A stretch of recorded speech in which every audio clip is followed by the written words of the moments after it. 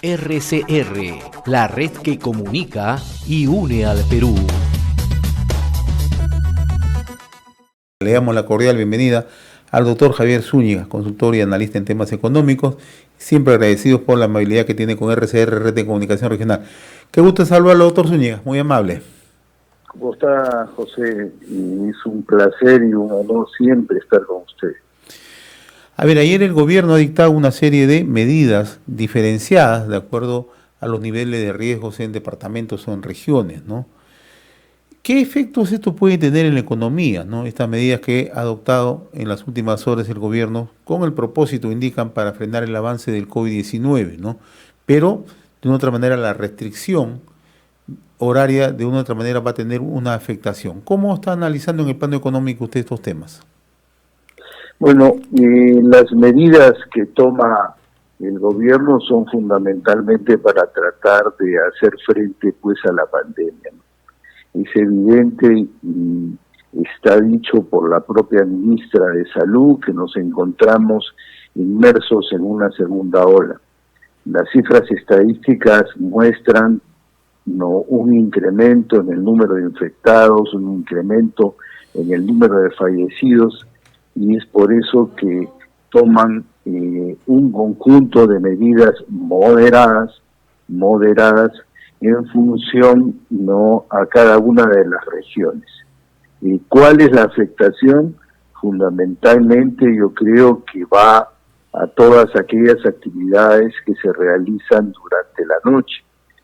Afecta de manera directa, por ejemplo, a los restaurantes, porque los toques de queda en algunas partes se conservan a las 11 de la noche, pero en otras partes empiezan a las 7 o 8 de la noche. Por lo tanto, yo creo que afectan al sector servicios, que están casinos, gimnasios y fundamentalmente a restaurantes. En algunas zonas, en el caso de los restaurantes, reducen el aforo hasta un nivel de un 40%. Eso evidentemente va a afectar de manera inmediata a las actividades de los restaurantes, pero creo que el resto de actividades productivas continuarán, y las personas que trabajan en los turnos de noche tendrán que utilizar los permisos que se usaban antiguamente o se usaban durante el periodo de aislamiento para continuar la actividad productiva. Ahora, el otro aspecto es cuando ayer el presidente explicaba que se ha tomado en cuenta las zonas consideradas zonas de alto riesgo, riesgo alto o muy bajo, ¿no? O moderado, ¿no? De una u otra manera, el enfoque es para tratar, ¿no?, de generar situaciones focalizadas, ¿no?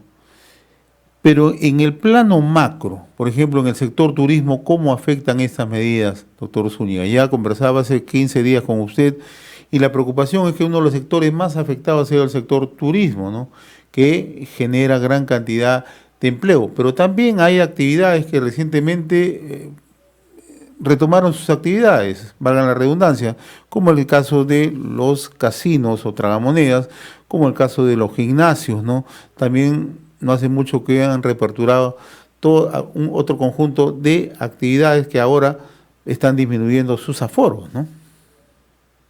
Sí, y es evidente que la afectación al sector turismo es directo, ¿no? Porque primero que no hay ingreso de turistas desde el exterior, no se congela o se continúa con la decisión de no recibir vuelos procedentes de Europa, ¿no?, hasta finales del presente mes. Entonces la posibilidad de recibir turistas de otros países es bastante baja. Lo que también se corta es lógicamente el turismo local, el turismo hecho por nosotros, los propios peruanos, pero la afectación al turismo es evidente. Si uno hace un análisis menudo de las medidas, dependiendo de las zonas, los aforos, por decir algo, en restaurantes son de 60, 50 o 40%. Yo no creo que un restaurante pueda resistir, ¿no?, con un nivel de aforo del 40% y adicionalmente sin poder trabajar durante las noches. Entonces, yo creo que es una fuerte pega al sector turismo.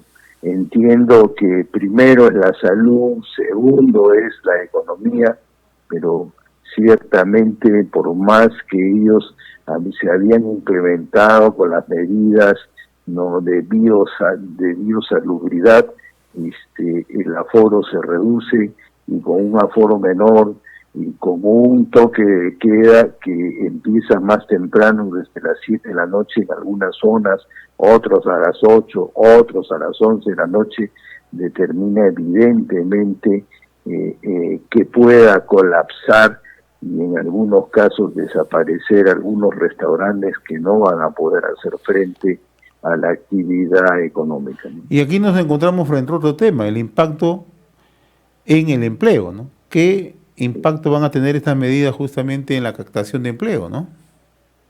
Ciertamente, ¿no? Prácticamente la actividad de la nocturna o la actividad de la cena de los restaurantes se elimina.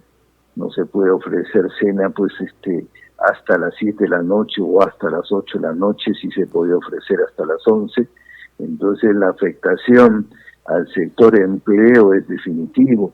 De la misma manera en el caso de los casinos y de la misma manera en el caso de los gimnasios. Entiendo la decisión de los gestores del gobierno, ¿no? Primero es la salud y luego la economía, pero la afectación a estos tres rubros es directa y en algunos casos podría ser hasta fatal, ¿no? Ahora, es decir, que pudieran irse a la quiebra, ¿no? ¿Estas medidas, doctor Javier Zúñiga, pueden alterar en algo las proyecciones macroeconómicas que han sido trazadas por el Ministerio de Economía y Finanzas, también el Banco Central de Reserva, que calculan un crecimiento en el país del 10%, ¿no? Pero naturalmente estas variables de una u otra manera podrían tener alguna incidencia, ¿no? Yo creo que incidencia tendría, pero no son aquellas variables fuertes que determinan la valorización del Producto Bruto Interno. Si hubiera sido un aislamiento total que incluye, por ejemplo, el sector minero, el sector pesca, el sector agrícola, el sector agroindustrial, sí le diría de que la situación se complica. Ayer se escuchaba declaraciones del presidente del Banco Central y del ministro de Economía, y decía que dos son las razones que podrían afectar el PBI del 2021. Uno, la pandemia, y dos, las decisiones populistas del Congreso.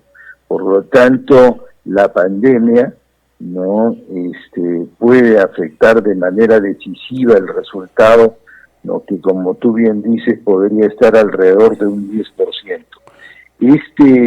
Estos sectores tienen una representación menor, podría afectar pues en medio punto, ¿no?, el desenvolvimiento del PBI, pero lógicamente, si es que no se corrige el tema de la pandemia, si estamos encerrados y no recibimos turistas, ¿no?, evidentemente el sector turismo en general sí puede tener alrededor de un punto y medio en la totalidad de ingresos para poder conseguir ese 10% en todo el 2021, ¿no? ¿Y qué gravitación desde el punto de vista económico pueden tener las elecciones de abril próximo, ¿no? Conocer quién va a ser el próximo presidente en los siguientes años en el Perú.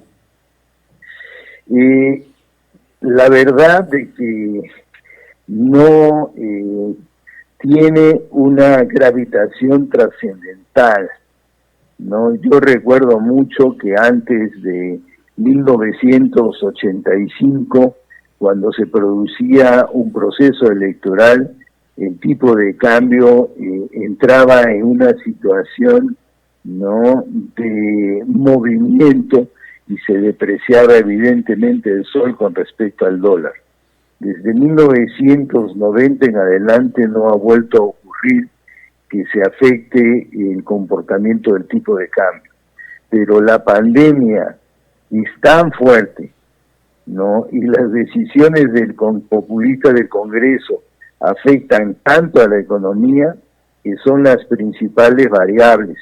Y la variable que corresponde a la determinación del presidente de la República no es una variable tan trascendente para la corrección de un PBI que podría estar alrededor de un 10%, ya que el año pasado estuvimos alrededor, creo yo, de un 11.5, 11% negativo.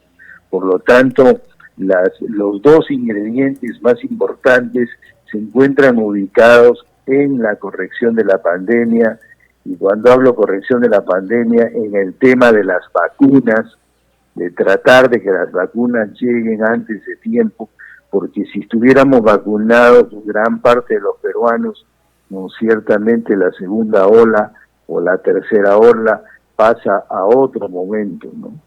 Y lógicamente las decisiones del Congreso que podrán dar cualquier tipo de decisión populista hasta el 28 de julio del presente año. Ahora, ese 10% proyectado para el presente 2021 está sostenido fundamentalmente por una capacidad de ejecución óptima en cuanto a inversión pública, ¿no? ¿Qué pasa si esto falla?